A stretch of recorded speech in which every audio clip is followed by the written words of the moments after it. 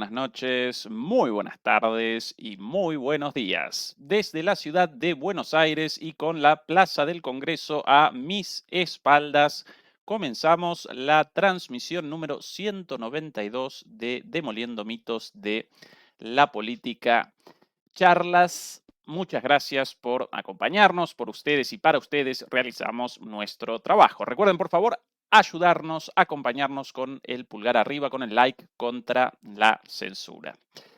En esta transmisión vamos a establecer el foco del análisis en la pregunta del millón, la pregunta más importante de todas. ¿Y ahora qué? ¿Y ahora qué? Tras la victoria electoral de Donald Trump el pasado martes por la noche, ¿qué cambios geopolíticos determinará la llegada al gobierno de Donald Trump? O incluso, reformulando esa misma pregunta, podríamos presentarla como ¿generará efectivamente cambios? ¿O en realidad determinará la continuidad de las líneas preexistentes en la geopolítica global y en la política exterior estadounidense? Bueno, hasta el momento aparecen muchas dudas, aparecen muchas preguntas, poca claridad, aunque en realidad, rectifico, sí aparece claridad respecto a una sola cosa: el terror, el estado catatónico de terror de los líderes de la OTAN y por sobre todas las cosas de los líderes europeos, de repente confrontados con un terremoto a su alrededor, su mundo conocido colapsando, su mundo conocido derrumbado, demolido, cayendo a pedazos y ellos completamente perdidos. Nosotros lo vaticinamos como aquel hermoso y antiguo refrán de quien avisa no traiciona. Quien quiera puede recorrer puede recorrer em, en nuestro canal las viejas transmisiones del programa A Fondo en Deutsche Welle hace más de 2 años, cuando recién comenzaba la guerra, y nosotros presentábamos la siguiente advertencia para los europeos: no acompañen esta guerra, patrocinen una negociación, cuanto antes mejor para Ucrania, mejor para Europa, y cuidado porque si de repente esta guerra presenta una duración más allá de lo previsto, de aquí a 2 años puede reaparecer Trump. ¿Y cómo van a reaccionar ustedes? Y efectivamente reapareció Trump. Recuerdo la respuesta en aquel entonces de los otanistas, los guerreristas, los atlantistas, riendo, caricaturizándome. Ay, no, eso no, una locura. Jamás va a reaparecer Trump de aquí a 2 años. Bueno, Trump reapareció, mis queridos amigos, y ustedes ahora en pelotas, ¿sí? El rey está desnudo, vociferó por ahí un pequeñín, un niño en la multitud, y de repente reaccionaron todos. El rey aparecía en pelotas.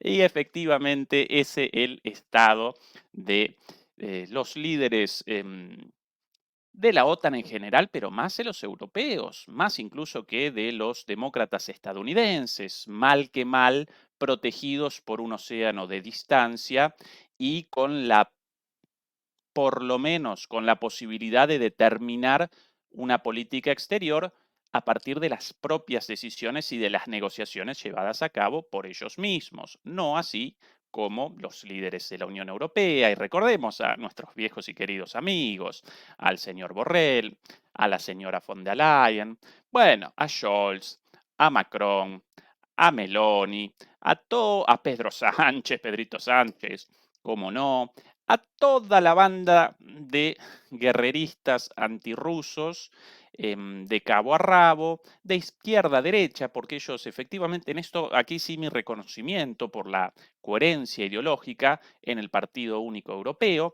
Todas las fuerzas políticas patrocinaron la guerra hasta el último ucraniano y finalmente ahora aparece en Estados Unidos, aparece Trump y esa estrategia de guerra representa una estrategia de la derrota y aparecen derrotados y ya sin el apoyo de Estados Unidos.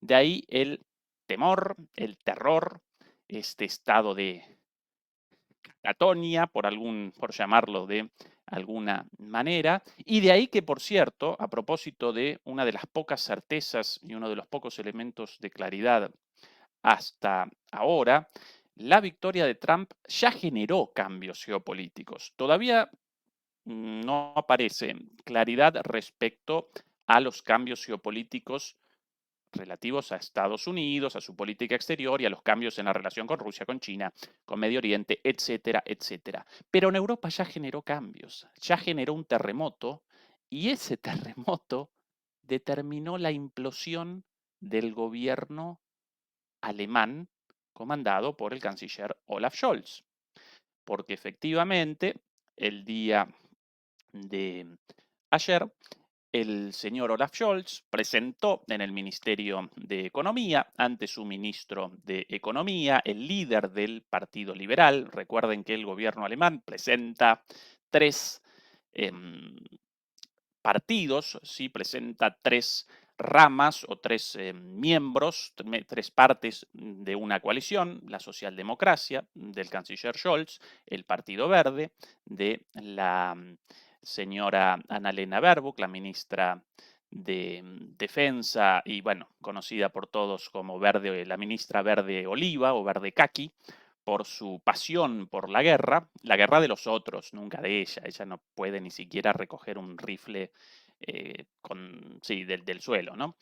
Y en tercer lugar, el tercer miembro de la coalición, el Partido Liberal. De ahí esto de la coalición semáforo, rojo por los socialdemócratas, amarillo por los liberales y verde por los verdes. Y bueno, cuando ayer Scholz presentó una solicitud en el Ministerio de Economía para que su ministro de Economía convalidara la entrega de 3.000 millones de euros más a Ucrania como parte de otro envío para la compra de armamento, el ministro de Economía y líder del Partido Liberal, de la coalición, perdón, del partido del FDP, parte de la coalición del semáforo, un señor llamado Christian Lindner, ministro de Economía, rechazó ese pedido y presentó inmediatamente su renuncia con un discurso terrible. Quizás lo presentemos mañana. Hoy quiero establecer el foco del análisis en Trump, en Estados Unidos, en los cambios geopolíticos. Pero bueno, esto ya un cambio iniciado ayer mismo. Y con su renuncia, todo el Partido Liberal abandonó la coalición, con lo cual ya comenzaron las negociaciones para el llamado a nuevas elecciones y la formación de un nuevo gobierno. Este es el grado de sumisión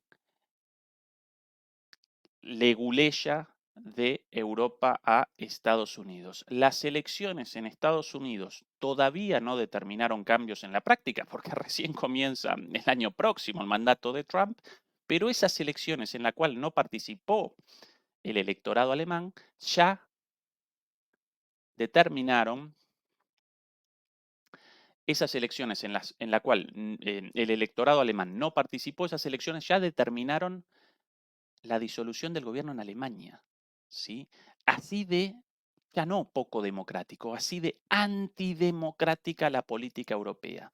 Una elección en Estados Unidos presenta un peso mayor que la elección de los propios ciudadanos europeos de sus gobiernos. Así que adiós al gobierno del canciller Olaf Scholz, el también conocido como el felpudo, por lo menos así lo llamo yo, porque todo el mundo lo pisotea, ahora su propio ministro de Economía. Pero bueno, más allá de esta nota al pie y de este primer cambio derivado de la elección de Trump y más allá del terror, obviamente, de los líderes alemanes como de todos los líderes europeos ante lo sucedido y ante lo que vaticinan representará un escenario muy peligroso para ellos. Bueno, más allá de esto, aparece hasta el momento poca claridad respecto a qué cambios va a generar Donald Trump con su política exterior. Vamos a realizar un análisis de su curso de acción más probable a partir de algunos elementos de análisis, a partir de algunos indicios, a partir de un análisis sociológico de su candidatura, a partir de sus propias declaraciones, como así también de el contexto geopolítico en el cual aparece situado el gobierno actual de Estados Unidos y de aquí a poco el gobierno de de Trump, perdón, a partir de enero tras su ascensión. Comencemos entonces recordando algo mencionado hace algunos días cuando presentábamos a los patrocinadores de ambos candidatos, pocos días antes de la elección, realizamos un análisis en detalle de los sectores económicos patrocinando ambas candidaturas. Recordarán, a Kamala Harris la acompañaba Wall Street, Silicon Valley, Hollywood y el sector, la industria farmacéutica y en parte también, naturalmente, el sector militar industrial, aunque ese acompaña a ambos siempre, está presente siempre en todas las campañas de todos los candidatos, porque el negocio de la guerra, el negocio del imperialismo para Estados Unidos carece de preferencias políticas. Todos acometen guerras y más guerras y más guerras, por eso los señores de la industria armamentística estadounidense, con sus lobbies, patrocinan por lo general a todos los candidatos eh, en curso. ¿Sí? Eso del lado de Kamala Harris. Ahora, ¿quiénes aparecen detrás de Donald Trump? ¿A quiénes representa Donald Trump? Bueno, Donald Trump aparece como un candidato excepcional en el sentido de que desciende de el empresariado estadounidense, del show business y del real estate como una figura externa, pero en última instancia su aparición política responde a una disputa, a una pelea dentro de las clases dominantes estadounidenses entre los sectores más concentrados del capital, las oligarquías capitalistas más concentradas, estas detrás de Kamala Harris, y un sector de las clases dominantes estadounidenses ligados a la economía mercado internista, ¿sí? Ligados a el capitalismo neoliberal también, pero nacional. Y si no quieren caracterizarlo como nacional, por lo menos caracterícenlo como proteccionista. Proteccionista también, ¿por qué? Porque estos sectores económicos y sus empresarios, patrocinando con dinero la campaña de Trump, aparecen en sectores de la economía directamente ligados al consumo interno de Estados Unidos. Por eso, ¿quién patrocina a Trump? La industria del transporte, la industria petrolera, la industria gasística, la industria de la construcción, la industria de los productos manufacturados de empresas de tamaño mediano, sin grandes masas de producción o sin la relocalización de sus plantas productivas a China o a otros lugares de Asia, ¿sí? Bueno, ellos patrocinan a Trump, también, perdón, la industria del entretenimiento local, los casinos, por ejemplo, entre los principales financistas de Trump, recuerdo a Vince McMahon, el capo, el líder de la lucha libre, de la WWE, un espectáculo ligado al público nacional estadounidense, carecen de seguidores fuera de Estados Unidos, ese espectáculo, bueno, tan particular, no lo voy a caracterizar porque no quiero realizar una caracterización crítica de ese espectáculo tan popular entre los sectores populares de los Estados Unidos, entre lo que allí llaman despectivamente los rednecks, ¿no? La gente con el cuello rojo de el sol, de la espalda doblada, labrando la tierra y el sol quemando sus blancos cuellos, los rednecks, los cuello colorado o cuello rojo o nuca roja, ¿sí? Bien, esos son los sectores detrás de Trump, interesados en el mercado interno, en el desarrollo de la economía nacional estadounidense y por ende en la protección. Y como consecuencia de eso, tanto esos sectores como su representante político Donald Trump rechazan la guerra porque para ellos la guerra, a diferencia de el otro sector de las clases dominantes estadounidenses detrás de Kamala Harris, para ellos la guerra representa un problema económico. Ellos generan menos ganancias o, peor aún, recogen pérdidas cuando los estadounidenses deben desembolsar dinero para armas y campañas militares en el extranjero en lugar de para la construcción, para el combustible, para la industria local, para incluso la industria del ocio a través de los casinos. Por eso, Trump legítimamente, y en esto posiblemente no aparezca un mensaje oculto o subrepticio o de alguna manera una promesa falsa, efectivamente Trump no quiere la proliferación de guerras, rechaza la proliferación de guerras por el objetivo económico, tanto de él como de sus patrocinadores, de desactivar esos conflictos y de redireccionar la economía hacia el mercado interno. En ese sentido, las palabras de Trump aparecen creíbles en el sentido de esa voluntad. Realicemos una distinción entre tres elementos fundamentales para la implementación de una política, más aún después de una campaña. En primer lugar aparecen las promesas, ¿sí? Las promesas de campaña. Primer elemento, un indicio de que un político puede querer una determinada línea de acción, un determinado programa, pero este, sin dudas, aparece como el indicio menos plausible, menos concreto. Representa sencillamente una promesa y los políticos lamentablemente están caracterizados por la, el lanzamiento de innumerables promesas y la concreción de muy pocas de ellas. ¿Sí? Entonces, primero las promesas, después, en segundo lugar, realicemos la distinción entre la voluntad, el deseo de un líder político.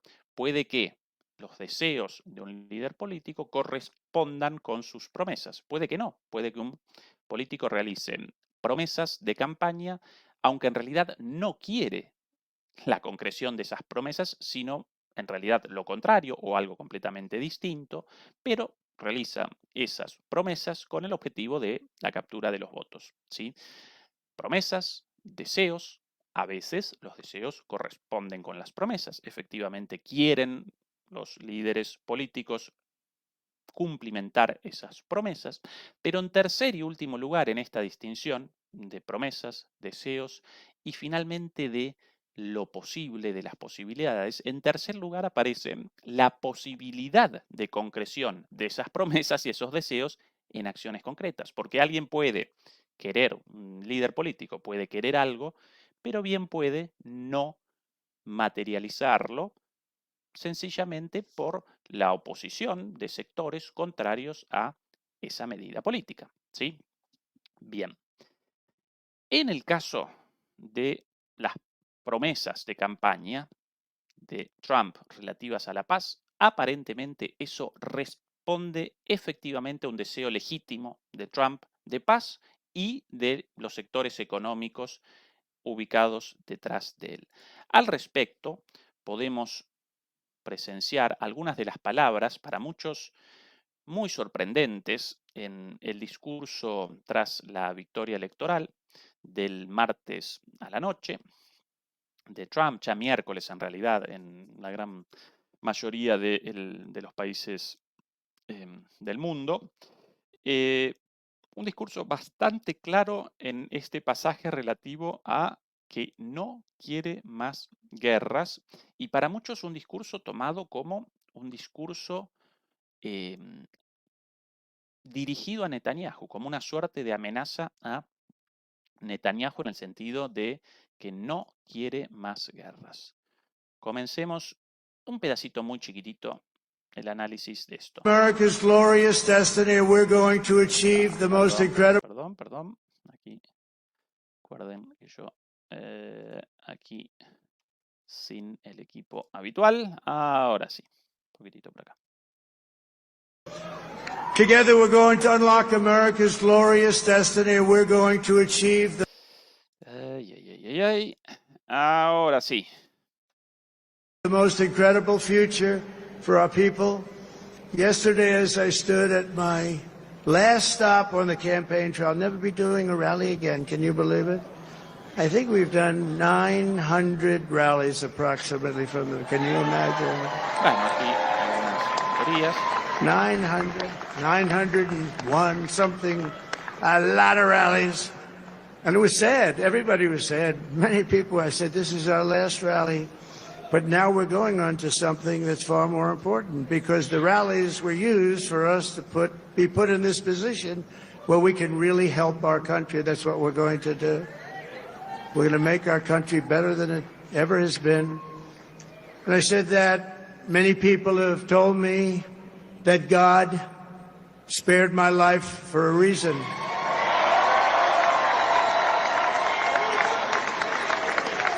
And that reason was to save our country and to restore America to greatness.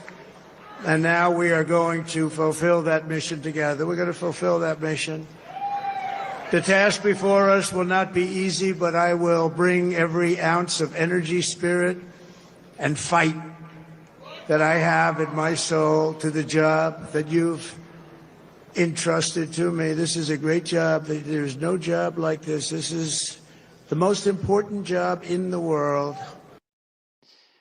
Aquí, un poquito más atrás, atención a esto. Common sense. You know, we're the party of common sense. We want to have borders. We want to have security. We want to have things be good, safe. We want great education. We want a strong and powerful military, and ideally we don't have to use it. You know, we had no wars. 4 years we had no wars, except we defeated ISIS. We defeated ISIS in record time, but we had no wars. They said, he will start a war. I'm not going to start a war. I'm going to stop wars. But this is... I'm gonna stop wars. Este pasaje de acá, muy pero muy importante, muy pero muy importante. Queremos educación, queremos fronteras, etcétera, etcétera, pero a partir de ahí queremos un ejército fuerte, pero que en términos ideales no debamos usar. No tuvimos guerras durante nuestros 4 años, eso en realidad falso, no comenzó nuevas guerras, pero Estados Unidos no abandonó la participación en Siria, y en Ucrania tampoco, etcétera, etcétera, pero efectivamente no comenzó nuevas guerras. Except we defeated ISIS. We defeated ISIS en Ucrania, naturalmente, no en el sentido de que no había comenzado la guerra directa con Rusia, pero sí patrocinaban a las fuerzas ucranianas, igual que durante el gobierno de Obama y durante el gobierno de Bush incluso también. Bueno, acá este mito de derrotamos al ejército islámico. En realidad el ejército islámico derrotado mucho más por los iraníes y por la resistencia siria, chiita, comandada por el general Soleimani desde Irán, lo mismo que la resistencia iraquí chiita contra el ejército islámico. Bueno, ahí otra mentirita. In record time, but we had no wars. Pero bueno, no Said comenzamos he will start a war. guerra. I'm not going to start a war. I'm going to stop wars. But this is Dijeron que iban a comenzar guerras, pero yo no las comencé, las frené. Y atención a esto also ahora. a massive victory for democracy and for freedom. Together we're going to unlock America's glorious destiny and we're going to achieve the most incredible future. Start a war. I'm not going to start a war. I'm going to No stop voy a comenzar guerras, wars. voy a But this is detenerlas. I'm gonna stop wars. Bueno, aparentemente este, esta, este discurso, esta promesa, responde a un deseo legítimo. Ahora, claro, una vez más, recuerden esto de promesas, deseos y posteriormente el plano de lo posible. ¿Podrá efectivamente materializar esto Trump? ¿Podrá concretizar este deseo? Y en el caso de que sí, bueno, ¿de qué forma? ¿Cuál el plan? Bueno, al respecto ya comenzaron los análisis de muchos analistas geopolíticos, como por ejemplo aquí podemos presentarlo esto también, el ex diplomático estadounidense Michael Springman, a menudo consultado por Sputnik.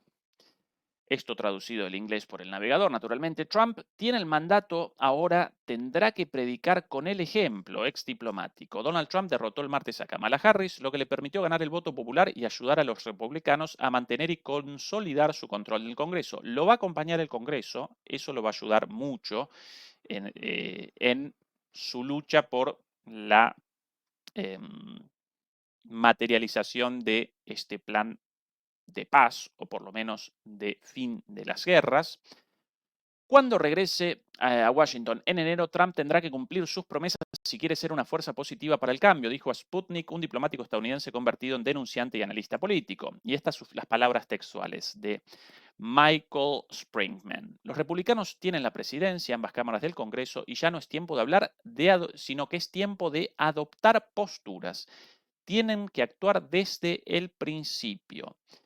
Tiene que detener la guerra contra la Federación Rusa usando a Ucrania como peón. Tiene que detener a los enloquecidos sionistas en la Palestina ocupada de su genocidio y la destrucción del Líbano, Siria e Irak, dijo Springman, quien se hizo famoso por denunciar al Departamento de Estado después de negarse a emitir visas a terroristas respaldados por la CIA vinculados a Osama Bin Laden en la década en un país del Golfo en la década de 1980. Bueno, efectivamente, a partir de ahora el momento de las acciones más que de las palabras, y esas acciones en gran medida responderán a tres factores. Por un lado, a los propios planes de las partes involucradas, distintas de Estados Unidos. ¿Sí? Cuidado con la idea de que Estados Unidos va a redireccionar su política con Trump y entonces va a establecer cómo quiere la política internacional. No, no. En todo caso, va a poder redireccionar su política y comenzará una negociación con el resto de los actores y por sobre todas las cosas con Rusia desde ese otro lugar. Pero del lado de enfrente va a aparecer Rusia con sus planes. Y cuidado con la minimización de esto, porque en la visión habitual, hegemónica, occidental, atlantista, de todo esto, solo participan en las decisiones internacionales los occidentales, ¿sí? Los otros acompañan, el resto del mundo acompaña. Bueno, Rusia no va a acompañar nada más los planes eventuales de Trump para la finalización de la guerra en Ucrania. Rusia va a establecer sus condiciones y a partir de ahí podrá comenzar una negociación con Estados Unidos. Planes entonces de las partes, primer elemento determinante de los posibles cambios de la política, de la geopolítica global a partir de la victoria de Trump. En segundo lugar, aparece otro factor fundamental, la formación del equipo y de quienes acompañan a Trump. Y acá sí él va a poder determinar, quizás aquí su principal ámbito de acción, porque ahí sí él va a poder determinar, más allá de la posición de Rusia, de China, de Irán, de Israel, él sí va a poder determinar quién lo acompaña y a quién, ¿no? A quién, frente a quién su oreja aparece abierta y frente a quién no. Y en tercer lugar, naturalmente también debemos recordar como elemento condicionante de todo esto la posibilidad de imponderables, los famosos cisnes negros. Quizás Estados Unidos quiere la paz en la guerra en Ucrania, Rusia también, pero de repente acontece algo, presenciamos un hecho excepcional, un accidente nuclear, un atentado, y eso determina naturalmente o sobredetermina los planes de las partes. Dado que de estos tres factores solo Trump podrá realizar decisiones concretas en uno solo de ellos, en su equipo y en de quienes va a recoger las ideas, ¿sí? Porque los planes, las ideas concretas no las pergeña el presidente sin mucha idea en estos temas, en cualquiera de los casos.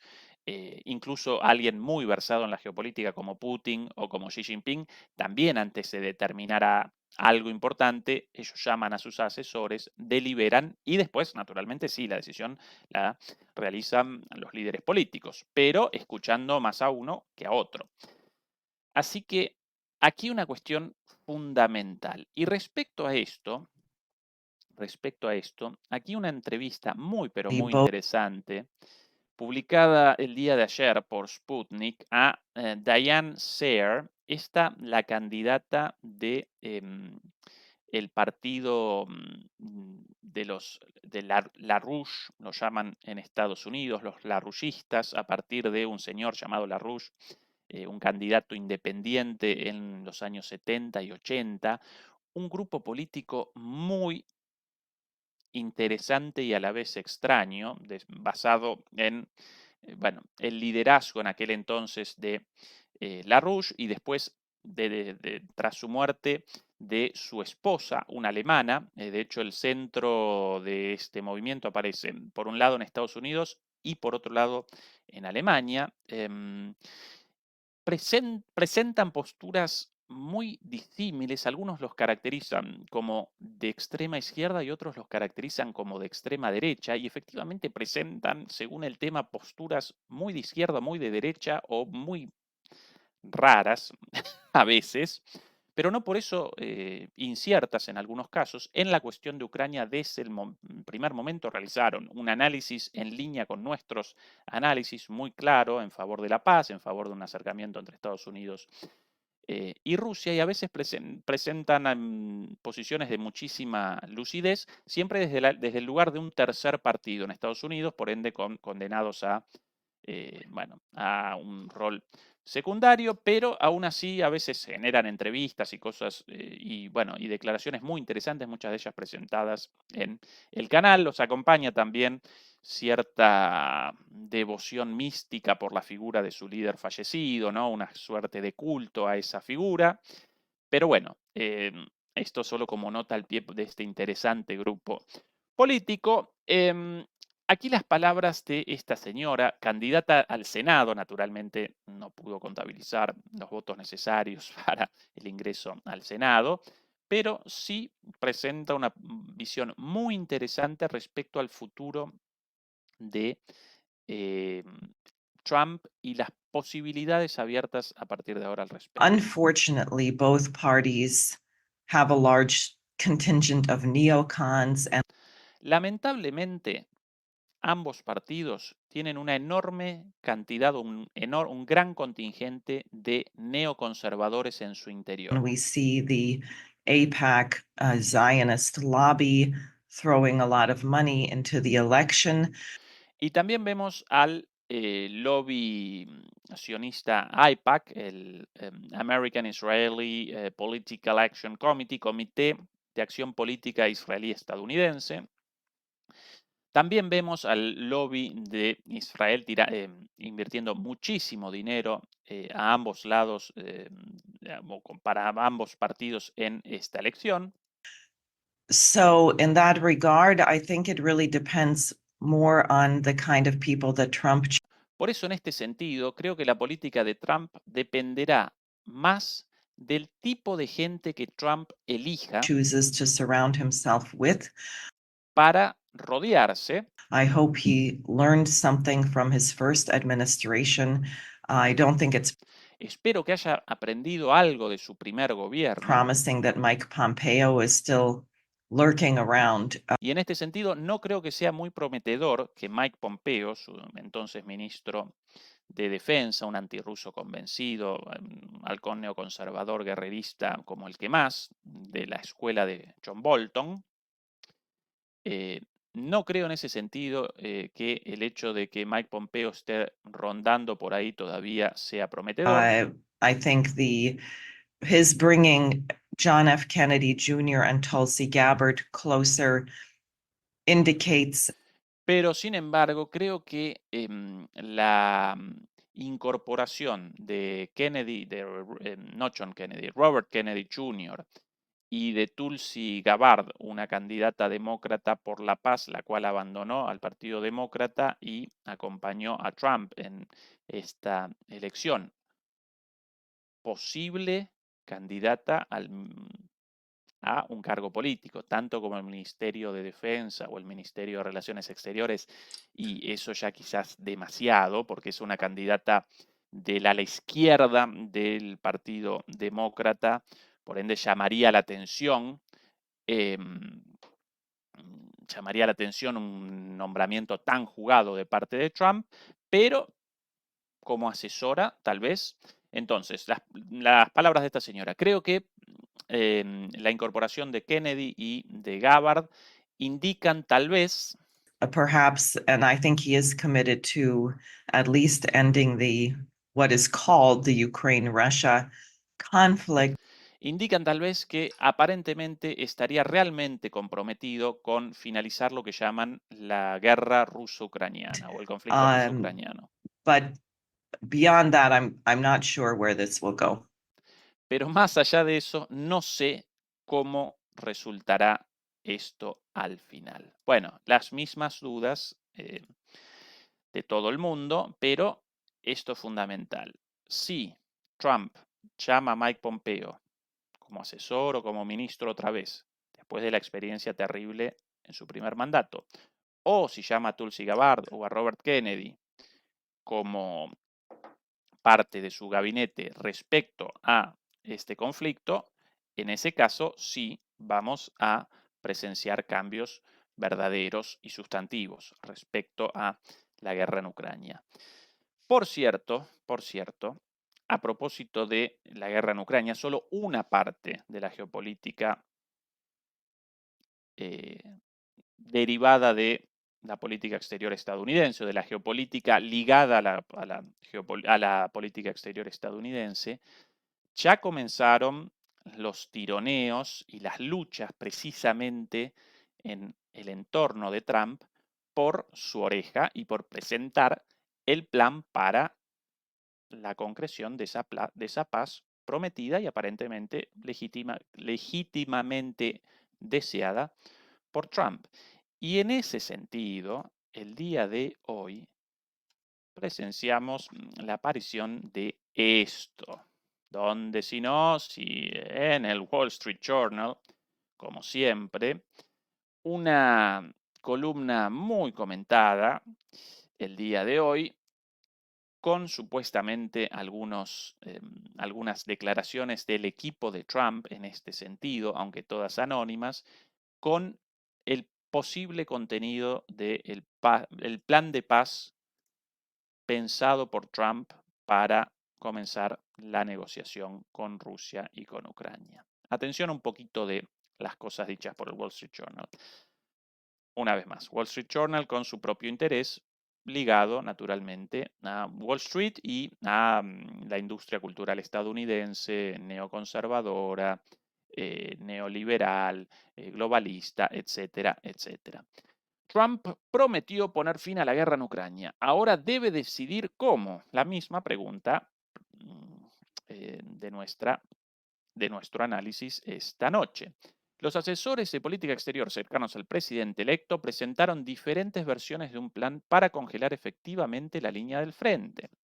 La promesa de Donald Trump de poner fin a la guerra en Ucrania antes del día de la toma de posesión ahora lo coloca en la posición de tener que elegir entre propuestas en competencia de asesores unidos por un hilo común, una ruptura radical con el enfoque del presidente Biden de el tiempo que sea necesario para armar a Kiev. Y atención a el contenido específico de estos planes. Una idea que se ha propuesto en la oficina de transición de Trump, detallada por 3 personas cercanas al presidente electo y que no se había informado previamente, implicaría que Kiev prometiera no unirse a la OTAN durante al menos 20 años. A cambio, Estados Unidos seguiría bombardeando a Ucrania con armas para disuadir un futuro ataque ruso. Según este plan, la línea del frente quedaría prácticamente fijada y ambas partes acordarían una zona desmilitarizada de 800 millas. No está claro quién vigilaría este territorio, pero un asesor dijo que la Fuerza de Mantenimiento de Paz no incluiría tropas estadounidenses ni provendría de un organismo internacional financiado por Estados Unidos como las Naciones Unidas. Un poco la aclaración innecesaria, ¿no? De que no participar y de que en un plan concebido para eh, el fin del conflicto, que Estados Unidos no establecería tropas para la pacificación de la zona. Rusia no convalidaría esto de ningún modo. Precisamente la presencia indirecta de Estados Unidos a través de la OTAN, o más que indirecta, bastante directa, por ciento, determinó el inicio de la guerra. Pero bueno, esta es la visión del mundo de los estadounidenses. Ellos determinan todo y ellos siempre en el centro. Lo interesante, los planes y el reporte de los planes y la posición asumida, la promoción de estos planes por el propio Wall Street Journal. Podemos ofrecer entrenamiento y otro tipo de apoyo, pero el blanco de las críticas será Europa, dijo un miembro del equipo de Trump. No vamos a enviar hombres y mujeres estadounidenses a defender la paz en Ucrania y no vamos a pagar por ello. Hagan lo que hagan los polacos, los alemanes y los franceses. Esta traducción un poquito mala. Quiero... ¿no? Una traducción un poquito mejor. Podemos hacer el entrenamiento, podemos ofrecer entrenamiento y otro tipo de apoyo, pero la carga del arma va a ir a los europeos, dijo un miembro del equipo de Trump. No vamos a enviar a hombres estadounidenses o a varones o mujeres estadounidenses para mantener la paz en Ucrania y no vamos a pagar por ellos. Que se ocupen los polacos, los alemanes, los británicos y los franceses. ¿Qué tal? Estas las declaraciones y el futuro rol de Europa. El salvavidas de plomo de Ucrania, creado por Estados Unidos, lamentablemente, y con la complicidad de Europa, ahora colgado del cuello de Europa y de los europeos. Así que más dinero de nuestros bolsillos, los contribuyentes en Europa, para el mantenimiento de esa locura. Esta propuesta, en algunos aspectos, se hace eco de los comentarios hechos por el vicepresidente electo J.D. Vance durante una entrevista en septiembre, lo presentamos aquí, cuando sugirió que un acuerdo final entre Ucrania y Rusia podría implicar una zona desmilitarizada, fuertemente fortificada para que los rusos no invadan nuevamente. Rusia, continuó Vance, podría conservar el territorio que ha tomado y tener la seguridad de la neutralidad de Ucrania. Este es el plan sugerido por Vance hace algún tiempo, sin tantas concreciones como ahora, este plan de lo tomado por los rusos para los rusos y el resto de Ucrania neutral y la carga de la reconstrucción y del mantenimiento del conflicto hasta el final a Europa. Bueno, acá con algunas precisiones más relativas a la continuidad de la guerra hasta el momento de la concreción de este plan a manos del apoyo estadounidense, ni un dólar más de Estados Unidos y el resto neutralidad y después lo novedoso, una zona desmilitarizada.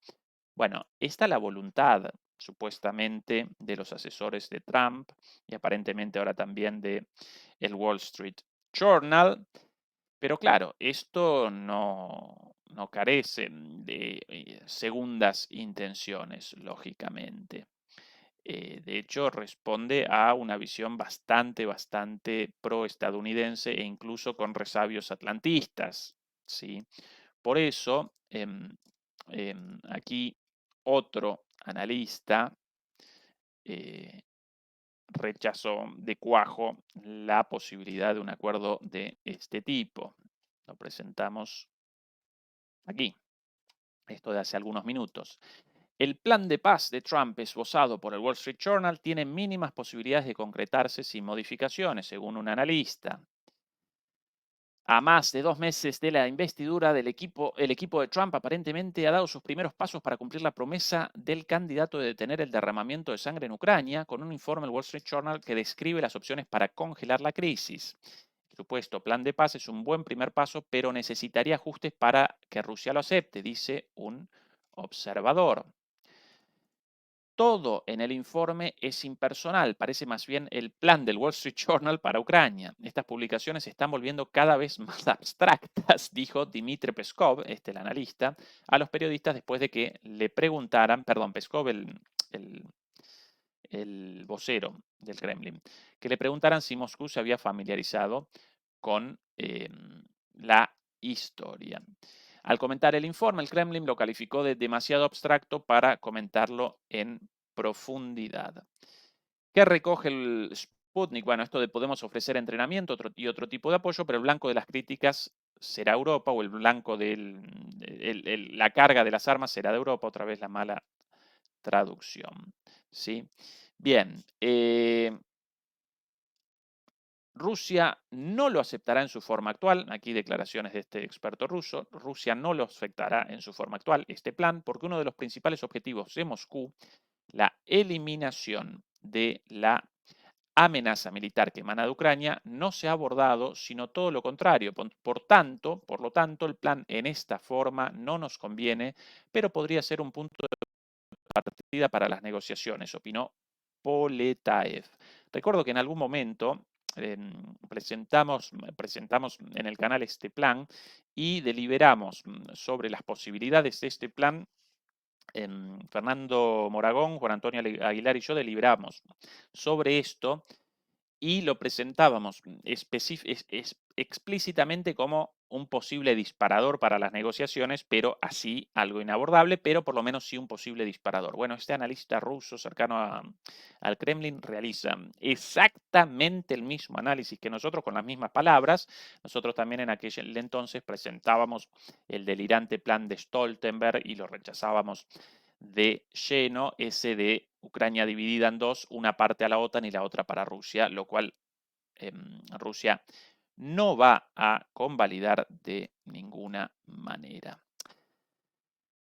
Lo cierto, más allá de estas disputas alrededor de Trump para la imposición de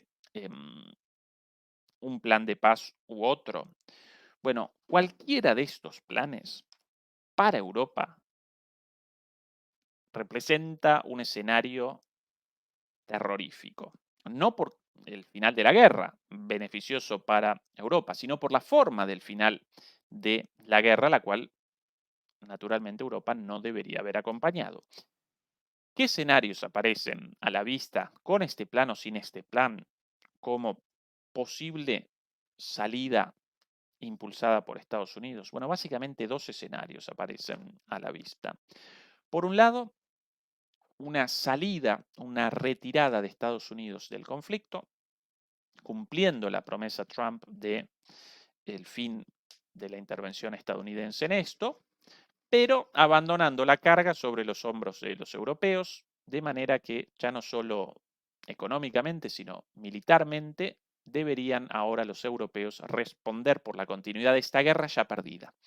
Algo trágico para Ucrania, trágico para Europa y extremadamente peligroso también. Si los ucranianos no pudieron contra Rusia, ni siquiera con Estados Unidos detrás, mucho menos van a poder con los europeos infinitamente, con las Fuerzas Armadas Europeas detrás, infinitamente más débiles y más aún su sector militar em, industrial. Así que el problema dejado sobre los hombros de Europa y sobre todas las cosas de Alemania y la posibilidad de alguna locura también de algún líder europeo con la locura de participación directa, Polonia, tal vez, porque no, bueno, los lituanos, perdón, los bálticos, no porque no podrían, no porque no quisieran, y bueno, la posibilidad de una escalada y la destrucción de Europa. Primer escenario terrorífico para Europa. Segundo escenario posible, bueno, podría bien Trump acometer una negociación de paz directamente con Putin para generar un acuerdo de seguridad euroasiático definido por Estados Unidos y por Rusia con la participación de Trump y de Putin en las negociaciones sin siquiera la participación secundaria de Europa. ¿Sí? Sin que siquiera determinara Europa lo relativo a su propia seguridad. Otro escenario también terrorífico para Europa, porque ¿quién va a generar ese nuevo acuerdo de seguridad? Estados Unidos y Rusia, de acuerdo a sus intereses. Y Europa deberá acompañar esto con la sumisión total absoluta sin siquiera una voz en la negociación.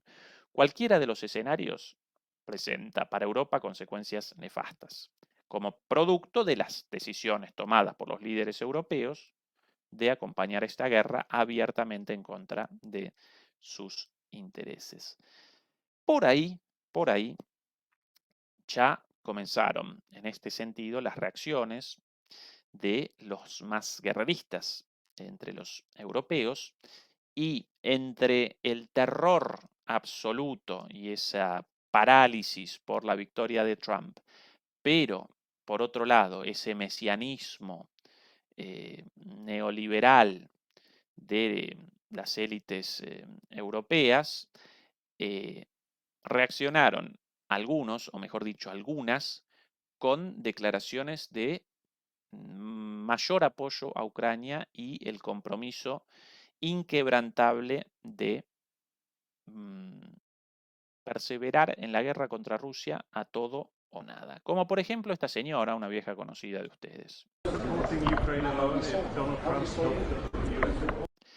¿Qué puede decir van a seguir apoyando? La pregunta del periodista a Ucrania tras la victoria de Donald Trump.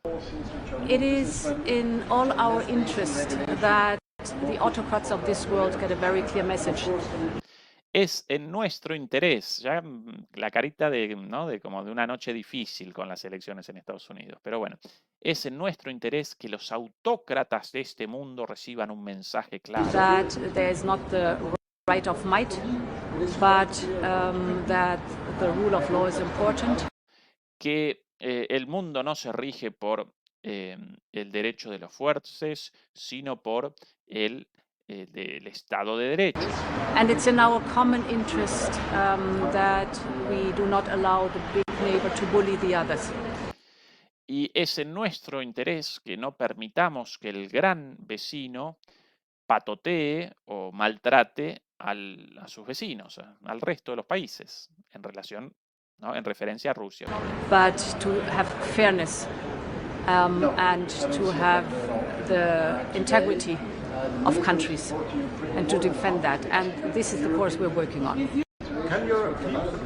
Para ya al final, ya chapuceando sin mucho sentido la última Fairness. parte de And to have pero para tener justicia the integrity of countries y tener la integridad de los and to países defend that. And this is y the para course defender eso. we're working on. Y en eso estamos trabajando. Bueno, ya al final de la respuesta sin sentido, por dentro la cabecita obviamente nos abandona Trump.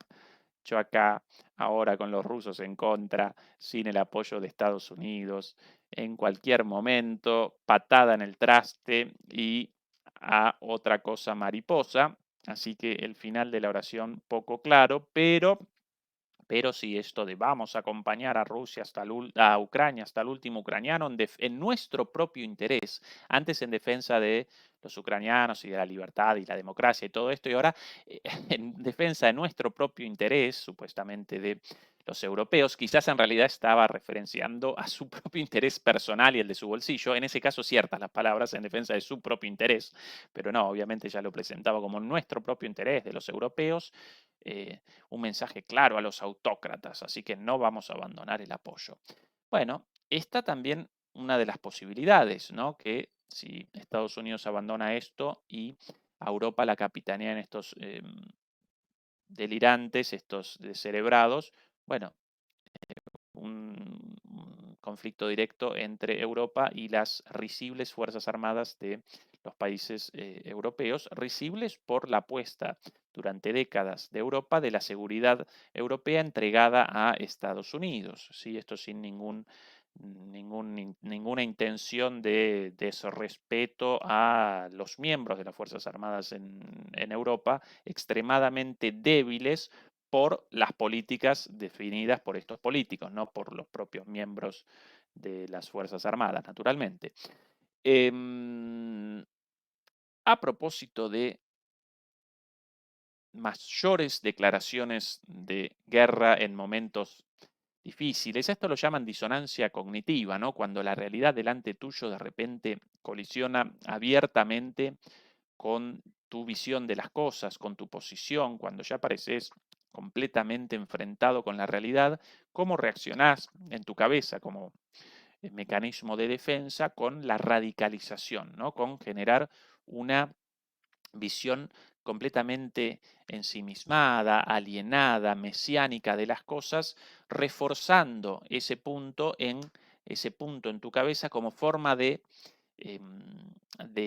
defensa ante el choque con la realidad. ¿Sí? Entonces, cada vez más guerrista, cuanto más evidente el desastre de esto, más llamados a la guerra. Es el funcionamiento de la disonancia cognitiva, según la psicología. Y a propósito de disonancias, atención aquí, no nos acompaña Fernando en esta oportunidad, pero bueno, vamos a presentarla a ella, su amor imposible. Aquí. Ana Elena querida, después de la noticia de el inicio de la disolución de su gobierno, ¿sí? Atención. Con la soberbia habitual, ¿no? Denn wir Europäerinnen und Europäer werden noch mehr, das ist mit diesem Wahltag in den USA jetzt klar, sicherheitspolitische Verantwortung für uns selbst übernehmen müssen.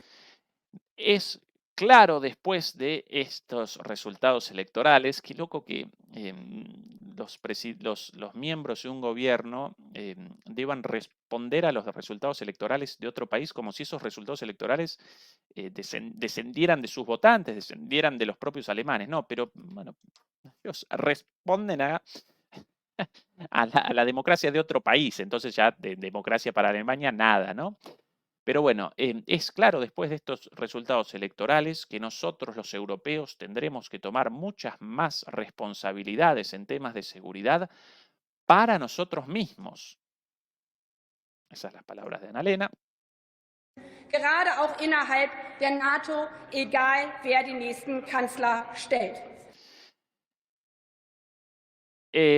Incluso o más aún, dentro de la OTAN, más allá de quién determine al canciller, esto para mí un lapsus, yo traduciendo literalmente, más allá de quién determina al canciller, quizás más allá de quién determine al secretario general de la OTAN, ahora Trump y por ende seguramente si no el secretario general, por lo menos el máximo comandante de las fuerzas de la OTAN lo determinará Trump como un militar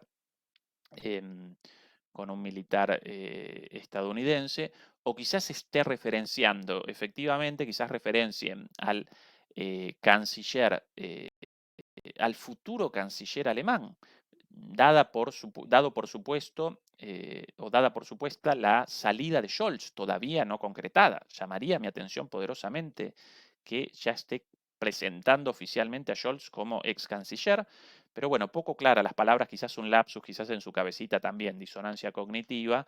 Entonces, por un lado, la derrota de Trump y esta señora tiritando en su casa esa noche mirando los resultados. Por otro lado, la disolución de su gobierno y ella considerada como una de las más guerreristas. Los rusos estas cosas lo recuerdan, entonces quizás en su cabecita, ¿no? Esté deliberando, esté maquinando a 1000 por hora.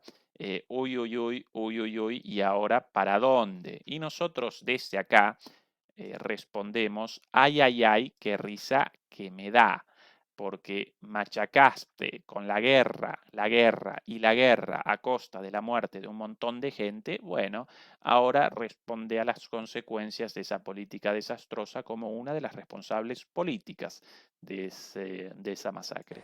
Und das ist keine Erkenntnis, die uns in Reaktion auf das Wahlergebnis in den USA erteilt hat, sondern Y esto no es una reacción con relación a los resultados de las elecciones en Estados Unidos, das ist der Fokus unserer Arbeit dieser Bundesregierung. sino que este es el foco del trabajo de este gobierno Fast 3 Jahren gewesen. desde hace 3 años prácticamente, ya dado por desde hace 3 años o en los últimos 3 años, ya dado por culminado el gobierno por esta señora. Qué gracioso, ¿no? Que supuestamente, según Annalena, en los últimos 3 años el gobierno alemán básicamente motorizó políticas para la independencia securitaria de Alemania y de Europa. Qué gracioso. Sí, incluso convalidaron un atentado terrorista contra la infraestructura energética esencial de Alemania por parte de Estados Unidos. Entonces, ¿qué clase de trabajo para la seguridad europea es? Ninguno, todo lo contrario. Convalidar un ataque de un aliado, más sumiso que eso imposible, ¿no? Más subordinado que eso Auch imposible. oft gemeinsam. Das sind die Weichen, die wir in unserer Sicherheitspolitik, in der nationalen Sicherheitsstrategie neu gestellt haben.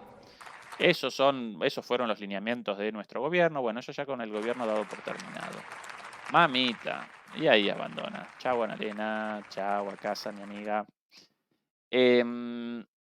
Bueno, increíblemente, lo que todavía no comenzó en Estados Unidos con los cambios a partir de la asunción de Trump, y cuidado porque de aquí hasta allá 2 meses prácticamente, y la posibilidad de un montón de locuras de este gobierno, los cambios todavía no iniciados en Estados Unidos ya comenzaron en Europa con la renuncia, con la renuncia del ministro de Economía y la destrucción de la coalición de gobierno y el eventual llamado a nuevas elecciones. Ahora, recuerden a quién presentábamos aquí como el principal candidato a la sustitución de Scholz, a Merz, el líder de la democracia cristiana, más guerrerista que Scholz aún, pero claro, seguramente deberá rectificar ante el cambio de gobierno en Estados Unidos y seguramente comenzará una nueva fase con una nueva narrativa de, ay, nosotros no queríamos la guerra, o sí la queríamos, pero ahora ya no, entonces ahora acompañamos la política muy inteligente de los Estados Unidos del fin de la guerra, ¿no? Rectifican según el amo de turno. Demoledores y demoledoras, recuerden por favor acompañarnos con el pulgar arriba, con el like. Eso nos ayuda contra la censura. En un ratito nada más comenzará la transmisión de Adrián Celaya el día de hoy con el foco en los cambios en Europa con la elección de Trump, así que seguramente algunos elementos de análisis también muy interesantes por ahí. Por favor, ayúdennos de esa manera, eso nos ayuda contra la censura porque básicamente determina que el algoritmo de YouTube genere mayor difusión de nuestros videos y por ende la censura parezca menos probable, menos plausible. El día de mañana, como siempre, vamos a realizar nuestra transmisión de los viernes, el sábado también y el domingo, una vez más, como siempre, las charlas dominicales con Fernando Moragón. El próximo viernes, de nuevo, Juan Antonio Aguilar. El único cambio por este mes, nuestra locación aquí por mi querido país, la Argentina, después un viaje a España, ahora Argentina, de aquí a poco seguramente algún otro país hermano de América Latina como destino para un pequeño viaje, una visita y una reunión con los demoledores y las demoledoras de allí. Así que todo el mundo atento a las novedades. Demoledores y demoledoras, muchas gracias por acompañarnos. Los abandonamos con un poquito de humor. Aquí What is your message to Russian people? un partidario de Trump el día de la elección por la noche. Esta la televisión rusa. ¿Cuál es su mensaje para el pueblo de Rusia? ¿No? Esa es la pregunta del periodista ruso a este votante de Trump. Y responde el votante de Trump. What is your message to Russian people? Пусть да будет солнце, пусть да будет небо, пусть да будет мама, пусть да буду я. Thank you so much. Спасибо. Bueno, el señor respondió con una canción de cuna rusa. Demoledores y demoledoras, como siempre, un placer haberlos acompañado. Beatriz Pulido, muchas gracias por la moderación. Hasta el día de mañana y ahora en un ratito, Adrián Celaya. Chau, chau.